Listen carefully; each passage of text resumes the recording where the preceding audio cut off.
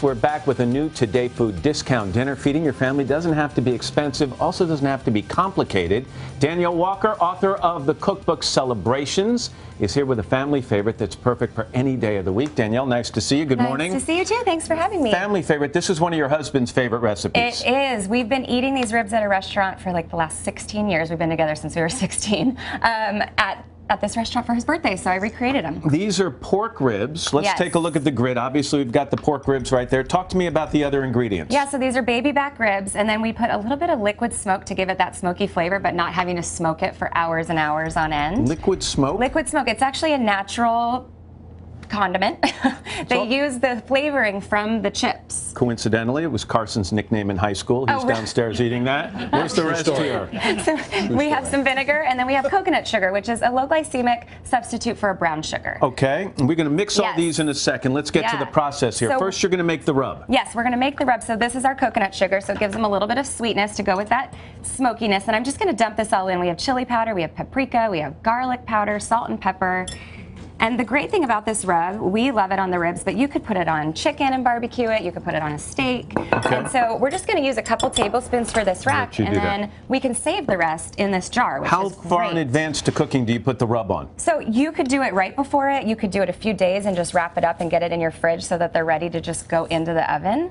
But, you know, it really is up to you. But the rub you can keep in your pantry for 6 months. You could make this up. I want to mention, we're not using a grill today. We're not using a smoker, but we're going to cook these two different ways. Yes, so we're going to do them in the oven. And I love that because we do love to do them during the summer where we can put them on the barbecue, but we also love to enjoy them during the winter. So we put them just low and slow in the oven, and they get really nice and tender, and then we just finish them underneath the broiler just to give them a little bit of a kind of crisp on top. So I'm using parchment paper. You could also use tin foil, and we're just going to create this really kind of tightly sealed pouch, and then we'll flip it over so that it's sealed on the bottom, and we have them on this tray. So this locks in all of the steam, which helps get them really, really tender. So this is going to go in the oven for a long time. 275, about how long? For about 3 to 4 hours, until they're like really coming apart with a fork. And you know what's nice? You go that way, I'll go this way. After about 20 or 30 minutes, you start to smell those in the house, which is the best part of making ribs. Guys, how's it tasting down there? Great.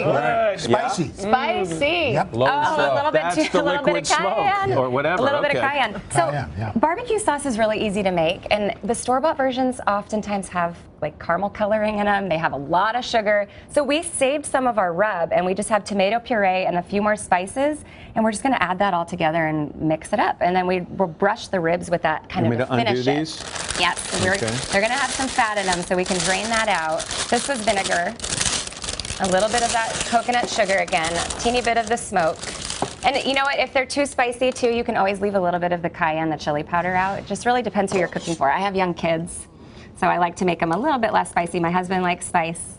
Perfect. Okay, so that gets all mixed up, and what, you brush it on again? Yeah, you brush it on again, and then you just pop them under the broiler. It's kind of like if you were finishing it over a fire grill, but it's just a little bit easier because it all stays in the oven. Broiler? Just a couple minutes. It depends how close you are to the broiler and how hot your oven runs. But you just brush the sauce on, and then we stick them back in, and that's what they end up looking like. Al, you're kind of a rib maven. How would you compare these to what you make at home? Well, they don't have the natural smokiness that you would get in a smoker. Right. But for what it is being done in an oven, low and slow, it's really delicious. nice. It's really nice. Good. I love this. All right.